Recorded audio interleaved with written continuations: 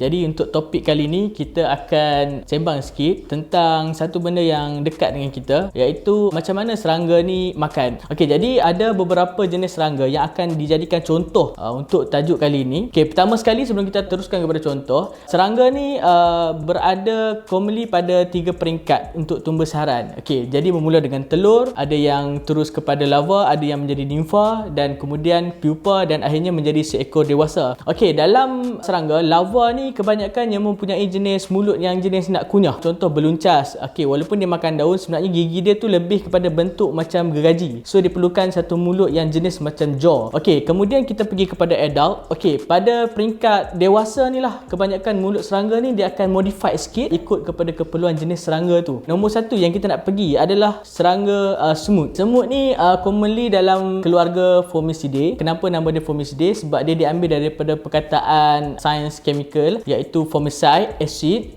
Sebab ada setengah semut ni dia contain some kind of acid formicide dalam sistem pertanahan dia orang. Semut ni jenis omnivore. Selain pada kita nampak dia hurung gula dan juga makanan-makanan manis, sebenarnya semut ni juga berpotensi untuk menjadi kepada predator. Contohnya kalau kita nampak semut ni, kalau kata ada tikus mati, masih ada semut kat kawasan tu. Dia bukan hurung saja-saja ataupun dia buat macam ziarah orang mati kan, tapi sebenarnya keadaan dia tu adalah dia mengambil sumber makanan. Okey, yang kedua adalah pepatung. Okey, pepatung ni rasanya waktu zaman kecil-kecil dulu selalu kalau tangkap pepatung kita akan jolok mulut dia dengan daun ataupun bunga, macam nak bagi dia makan, nak tengok macam mana dia makan kan. So rasa waktu tu tak berdosa lagi lah, tapi sekarang dah besar-besar ni rasalah dosa tu sikit kan. Sebenarnya pepatung ni dia adalah spesies yang hunting. Dia makan serangga-serangga kecil. Walaupun nampak dia cantik, tapi sebenarnya dia adalah spesies yang hunting serangga lain. So itu adalah makanan kepada spesies pepatung. Yang ketiga adalah rama-rama. Okey, rama-rama commonly semua orang tahu dia akan makan nektar. Nektar ni macam madu lah dekat pokok. Tapi sebenarnya dia punya spesies larva ataupun buluncas warna hijau tu,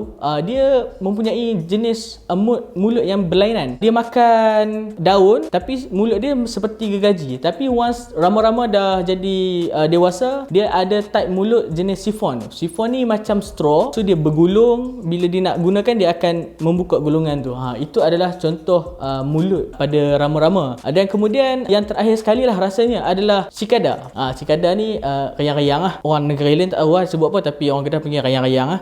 Okey, rayang-rayang ni dia ada satu jenis mulut yang kita sebut sebagai piercing and sucking. Maksud dia menembus dan menghisap. Contohnya mulut nyamuk lah. Nyamuk macam hisap darah kita, so dia perlukan satu tujahan yang kuat, kemudian dia akan hisap darah kita. Cikada ni daripada kecil sebenarnya dia dah mempunyai jenis mulut yang piercing and sucking. Dekat mana kedudukan larva cikada ni ataupun rayang-rayang ni? Larva rayang-rayang ni kebanyakannya menghabiskan masa dia di dalam tanah. So dia akan minum daripada akar tumbuhan yang ada dalam tanah tu dan jadi sumber makanan dia. Tapi once dia akan menjadi dewasa, dia akan keluar daripada tanah dan kemungkinan sebahagian daripada rayang-rayang ni tak makan waktu dia dewasa. Dia hanya mating, kemudian dia mati, ataupun ada yang makan juga sub sel yang berada dekat bahagian-bahagian pucuk ataupun batang-batang yang lembut lah. Ada satu peristiwa yang terakhir kita pernah nampak kan, dekat pokok petai dulu ada satu kes di mana tiba-tiba banyak air turun daripada pokok petai tu. Adalah satu mitos yang tiba-tiba dia orang pergi tadah air tu untuk buat minum, contohnya rawatan ubat dan sebagainya. Sebenarnya kajian penemuan lah katanya sebenarnya itu adalah air kencing daripada cikada tersebut. Tapi kita tak bolehlah compare air kencing rayang-rayang dengan manusia atau binatang lain tu sebagai sama, sebab dia hanyalah terdiri daripada sub sel ataupun air-air yang daripada dalam pokok. Cuma bila dia makan secara berlebihan, air tu akan keluar daripada sistem penghadaman insek tu sendiri. Tapi ada pengajaran sikit, jangan buat pandai boleh. Jadi sampai lain-lain kali kau minum air kencing tu, nama betul kena kencing kan.